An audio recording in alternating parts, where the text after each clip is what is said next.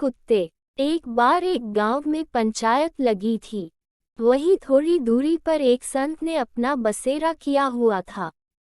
जब पंचायत किसी निर्णय पर नहीं पहुंच सकी तो किसी ने कहा कि क्यों न हम महात्मा जी के पास अपनी समस्या को लेकर चलें। अतः सभी संत के पास पहुंचे। जब संत ने गांव के लोगों को देखा तो पूछा कि कैसे आना हुआ।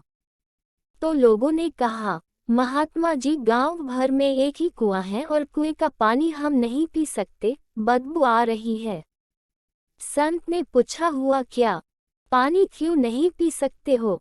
लोग बोले, 3 कुत्ते लड़ते लड़ते उसमें गिर गए थे, बाहर नहीं निकले, मर गए उसी में। अब जिसमें कुत्ते मर गए हों उसका पानी कैसे पिए महात्मा जी? संत ने कहा, एक काम करो, उसमें गंगाजल डलवाओ। कुएं में गंगाजल भी 8-10 बाल्टी छोड़ दिया गया, फिर भी समस्या जस की तस रही। लोग फिर से संत के पास पहुँचे। अब संत ने कहा, भगवान की कथा कराओ।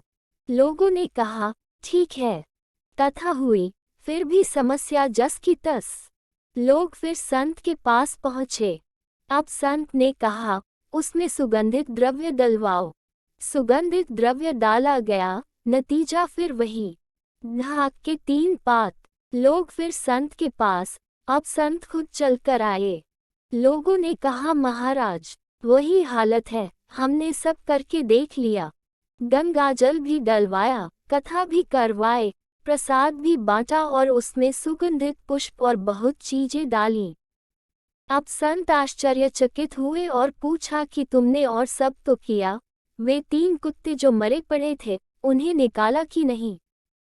लोग बोले, उसके लिए न आपने कहा था न हमने निकाला, बाकी सब किया। वे तो वहीं के वहीं पड़े हैं। संत बोले, जब तक उन्हें नहीं निकालोगे इन उपायों का कोई प्रभाव नहीं होगा। ऐसी ही कथा हमारे जीवन की भी है। इस शरीर नामक गांव के अंतःकरण के कुएं में ये काम, क्रोध और लोभ के 3 कुत्ते लड़ते झगड़ते गिर गए हैं। हम उपाय पूछते हैं तो लोग बताते हैं, तीर्थ यात्रा कर लो, गंगा स्नान कर लो, थोड़ा पूजा करो, थोड़ा पाठ। सब करते हैं, पर बदबू उन्हीं दुर्गुणों की आती रहती है।